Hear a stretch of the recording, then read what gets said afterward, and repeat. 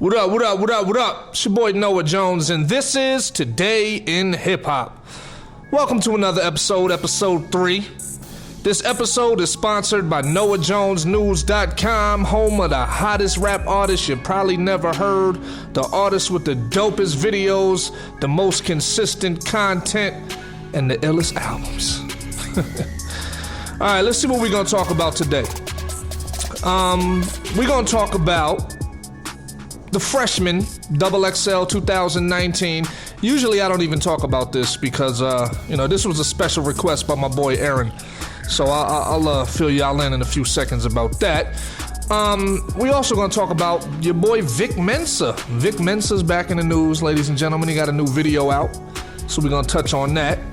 And finally, we're going to do an update on your boy A$AP Rocky, who's currently still locked up. There's been some new developments. Some new developments in the A$AP Rocky case. All right, so let's get to the XXL. First and foremost, for those of you that don't know, the XXL used to be a magazine a long time ago. There were 3 prominent magazines for hip hop. You had The Source, you had The Vibe magazine, and you had XXL magazine. Now, if you were an artist, like an up-and-coming artist, and you were able to make it to any of these 3 magazines, if you got to make it inside, like if they did a feature on you, back in the day, you was on. They consider you winning, like, yo, this dude is in the XXL. This dude is in The Source. So what happened was, as time went on, magazines got phased out for online content. So they created the websites and the blogs, and then you had, blog sites like allhiphop.com and things like that came and just took over. People started going there every day for the news and the source of the content because it was quicker. You had instant access to the information, plus you didn't have to pay for it. So what happened was the magazines got phased out. So what did XXL do? They decided to come up with their little freshman list, which they used to do every year in the magazine. And what they did was, now all they pretty much do is, to my knowledge anyway, is the XXL freshman every year, where they do like the ciphers and all that other stuff. So that's how it transitioned from the magazine to the ciphers to what we see now. Me personally, I haven't been checking for a cipher in years because they have a history of having whack-ass artists in these ciphers. So when you have 5, 6, 7 years in a row, or at least 6 years or something crazy, or 5 or however many it's been, of just whack artists, maybe 1 or 2 artists that are good, people stop checking for it. So what happens is, I feel, in my opinion, they pick whoever they want. Like, they get one shot to shine every year, the XXL. So they don't mind putting somebody on there that's whack, because what's going to happen is it's going to make people talk about XXL. It's going to keep XXL in the news for a while. You know what I mean? People are going to be talking about the freestyles. They're going to be talking about the ciphers. They're going to be talking about the artists. They're going to be talking about who didn't make the list. Me personally, a lot of it's trash. But we're going to talk about them.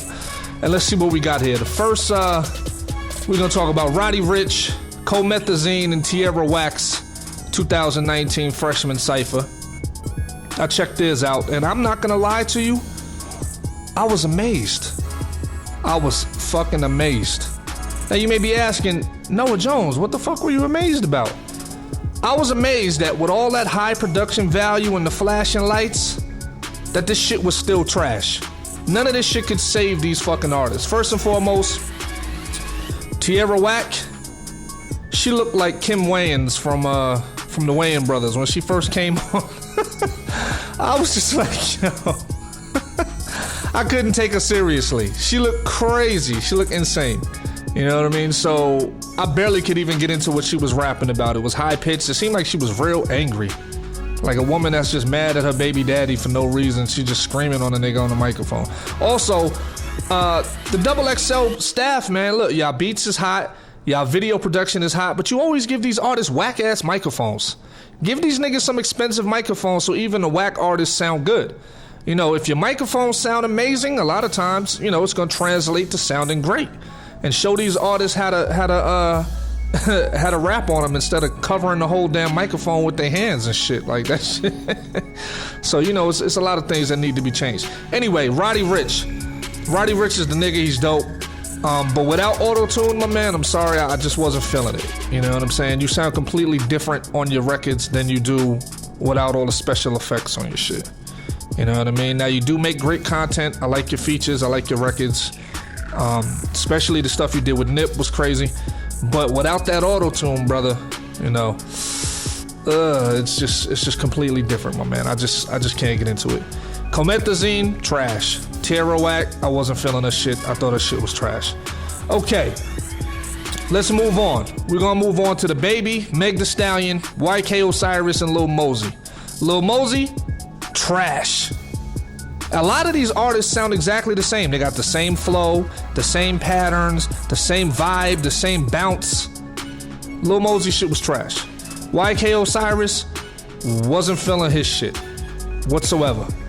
Meg Thee Stallion, she actually snapped. She spazzed on the record. The only negative thing I have to say about her, you know, is I'm just not really feeling the content. I'm not feeling the whole, you know, I took your man to the bank to make deposits. It's like, for some reason, you know, the whole money play and the whole money game is what all these artists is talking about. Everything is all money, money, money, money, money, money, money. There's no other content. Nobody else is actually saying anything. You know what I mean? There's no real content. There's nothing that really touches your soul. There's nothing that really says, yo, I used to go through stuff like that. Like, a lot of people don't resonate with this stuff. What they do is they follow it because it's popular. It's not really resonating. It's just they don't want to be left out and be the only person not supporting some of these artists. But Meg Thee Stallion's flow was crazy. I like the flow. She stood out because of her flow. The Baby. Everybody's saying that the Baby shit was fire. They also saying that he re-spit the same verse on something else. Personally, I come from an age where niggas was doing that shit all the time. You had your one favorite verse, even when you was young and you was in a cypher. You had your one favorite verse that everybody liked, and everywhere you went, you spit that same verse because everybody was feeling it. So I'm not gonna knock him for that. I like the Baby shit, but I think some people are overhyping it. Now, if you take the Baby's verse and put that with some of these other people, like the Joe Budden freestyle, the Joe Budden cypher, and some of these other cyphers, you know what I'm saying? The Redman cipher, that one was crazy. It was I think it was the Def Squad cipher. That was crazy. You know what I'm saying? So you take the Baby's verse and put it up against that, it'll kind of make his shit seem regular. So I think people are overhyping it because in this cipher, he was surrounded by so many trash artists that it made his shit sound superb.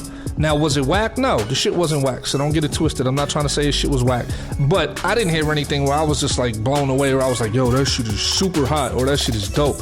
I was just like, yo, compared to all these other niggas, yeah, his shit is hot, because these other niggas is so subpar that the shit was garbage.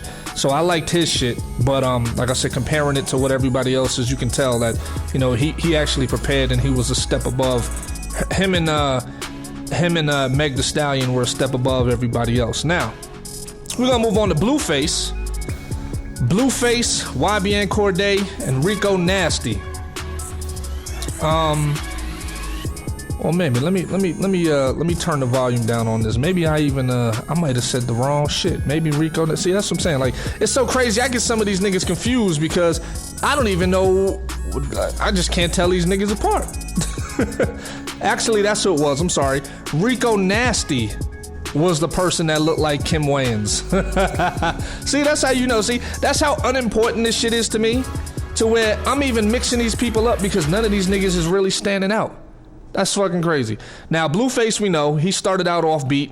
You know what I'm saying? As usual, that's his trademark. He can't rap on beat that well. I wasn't really feeling his shit that much. He seemed like he just didn't have any energy, like he wasn't really into it. It's just typical Blueface. Rico Nasty, like I said, she sound like Kim Wayans. I mean, she looked like Kim Wayans. So I you know, with the little face paint on and all that weird shit, like I just couldn't get into that. And YBN Cordae, to be honest, he had the dopest shit. I thought YBN Cordae slammed. I thought this shit was the hottest. I thought he really represented what the cypher's supposed to be about. He had bars, he had cadence, he had some hot punchlines. To me, YBN Cordae saved the whole shit. So if nobody's giving YBN Cordae his credit, I'm giving him his credit as a lyricist. I thought he spazzed on the shit. I thought he snapped. I think he is quite a few levels above this generation of hip-hop. You know what I'm saying? And I'm not the one that cares about, oh, you got 1 million views. I don't care about the views. I care about the skill. YBN Cordae is nice. That nigga's nice. I like his shit. So he saved the cypher. I thought his shit was the best. Okay, so that's my take on the Double XL Freshman 2019. I don't fuck with it. You know what I mean? It has its moments. I think nowadays people are just looking to see who they can talk shit about as far as it, because like I said, a lot of that shit, the production value look great, the beats is great, but the artist is not good. They need to change it if they really want to be successful. So, shout out to YBN Corday. Shout out to everybody that at least had the opportunity to be featured. You know, I'm not saying that none of these niggas deserve to be here. You know what I mean? I'm just saying that their performance when the lights was shining on them was lackluster. You know, minus YBN Corday, minus Meg Thee Stallion, minus the baby. I think they all did their thing. Okay, now, we're gonna move on to your boy Vic Mensa. He's from Chicago. Chicago rapper Vic Mensa grabbed attention with his latest video, 3 Years Sober, which features him wearing drag, complete with a Confederate flag dress. The politically charged video shows Mensa fighting with an actor dressed as Vice President Mike Pence. Mensa, who co-directed the video, which means a lot. That means a lot of it was his idea. Co-directed the video with Fran Fernandez, addressed the imagery in the video in a statement. Mensa told viewers the 3 Years Sober video is a statement about identity. I put on a Confederate flag dress to be able to laugh at the symbol of hate and played tug-of-war with Mike Pence over birth control. I had my face written on it to get ahead of everything I knew people would say about me, and I had a dinner full of barbecue Becky's call the police on me for using the woman's bathroom. I know some in hip-hop culture will see this and say Vic's gay, which I'm not, whereas if I was white, they'd just say he's a rock star. It's about being yourself, fuck what people think. First and foremost, check this out. Niggas wouldn't say he's a rock star. You know, they'd say you a weirdo. You know what I mean? And that's exactly like I've never listened to Vic Mensa's music because when I first was introduced to Vic Mensa, he had on mascara. That's weirdo shit. You know what I'm saying? Like I couldn't get into that shit. That shit was weirdo shit. And then when he went on Everyday Struggle and he tried to bully DJ Academics, which we all know DJ Academics is not a street dude. He's not somebody who's gonna jump up and fight somebody. You know what I'm saying? He's different. You know what I'm saying? So he tried to make himself look bigger by bullying that dude. Look, dude, the nigga's whack. The nigga's whack as far as like just this whole idea. If you gotta come up with ideas like this and put on a dress and, you know, put on a Confederate flag and a wig and a dress and makeup and all that just for people to pay attention to you, my nigga, then you whack. You know what I mean? If your music isn't doing it and you gotta come up with all these different kinds of publicity stunts just to get people talking about you and your music isn't doing it and you're a musician, then you whack, bro. You know, it's nothing personal. Now, you might make good music, but your shit is just not resonating. People not tapping into it. I don't know what the reason is because I don't follow your movement. I don't listen to your shit. But I'd rather hear about an artist because they got a hot ass song rather than reading about a nigga because he got a dress on. You know what I'm saying? And makeup and all that. Like, it takes a certain kind of guy to be comfortable in a dress and makeup and things like that. You know, I'm the type of guy where I remember years ago for photo shoots, you know, they would like put like powder on your face to stop your face from shining and sweating, and I really wasn't into that. I was like, yo, I'm not trying to do that shit. So I was against even that. You know what I mean? So it takes a special kind of guy to put on a dress, a Confederate flag dress, make a video, and then say it was his idea to do the shit. So I just think dude is weird. I ain't even click on the video. I'm not trying to watch that shit. I'm not trying to support it. He's not getting my click. I'm not cool with that shit. So, like I said, make hotter music and less publicity stunts. You know what I mean? Stand out for your talent, not for your weirdo-ness. Not for the weirdo-ness. Now, finally, we're gonna do an update on your boy A$AP Rocky. As you know, he's locked up in Sweden, and there have been some developments, ladies and gentlemen. Apparently, there's been some more video footage that surfaced where there was a bottle that was used in the incident also. This may be a case of, you know, A$AP Rocky starting some shit and then trying to play the victim at the end. You know what I mean? So who knows? This is breaking news. This is a development that's going on. There's a lot of things happening in this particular case, and they're saying that he may end up getting charged and doing 2 years. So, you know, everybody, the eyes is all on him right now. But I remember when we had the situation in Ferguson, you know, your boy A$AP Rocky said, I don't want to talk about no fucking Ferguson and shit because I don't live over there.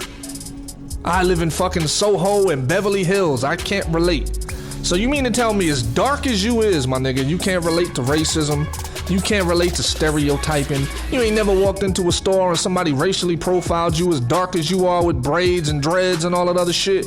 Come on, man. Get the fuck out of here. We all know better than that shit. We'd be a fool to think about that. But I'm gonna tell you what everybody's thinking. They're thinking, okay, you know, you don't live over there. You don't live in Ferguson. You can't relate, so we can't relate to your ass being locked up in Sweden for some bullshit. We don't live in Sweden. We can't relate. So that's the mass consensus of what a lot of people are saying. They're saying that, look, nigga, you're getting what you deserve for your comments and for the shit that you put out there. Remember, I tell you, play a stupid game, win a stupid prize. Say it with your boy. Play a stupid game, win a stupid prize. You know what I mean? So it's that karma. The stuff you put out into the world and into the universe, it comes back to you. So that being said, you know, there's a lot of people out there right now that don't feel bad for this guy. It's like, you know, you make these kind of comments about your own people, and your own people turn your back on it. Look, people don't understand. Black people, I'm black, so I can say it. We some real fickle people sometimes. You know, we be your best friend today, and tomorrow be your nemesis, your number one enemy. So you really got to be careful what you say. You know what I mean? Because you say the wrong thing, and the people that you thought was supporting you, all of a sudden they can't mess with you. You know what I mean? So, he said it himself. He don't want to talk about Ferguson. He don't want to talk about the injustice or any of the stuff for the Black Lives Matter movement. Just to say because he don't live there, he can't relate. Like his parents never had to go through that, and he never heard of the struggles or anything else. So, as a result, you know, a lot of other people, they can't relate to your ass being locked up overseas. You know what I mean? They can't relate. I ain't never did no stupid shit to get locked up, so I can't relate to you, my man. So anyway, that's Today in Hip Hop. I'm your host, Noah Jones. Like I said, these are my personal views. They don't reflect the views of anybody else. You know, I just feel like saying the things that other people are thinking that just don't want to say. You know what I mean? And I don't want anybody to take it personal. It's just my opinion. Doesn't mean that you're not getting money. Doesn't mean that you're not popular. Doesn't mean that you're not famous. Doesn't mean that you're not doing your thing. This is just my personal opinion. I'm only one person, and you can't please everyone. So don't worry about it. It's your boy Noah Jones, and don't forget, if you're watching this on YouTube, click like and subscribe. And I appreciate all my podcaster folks out there that's checking on the show. I love y'all. Stay tuned for episode 4. Peace.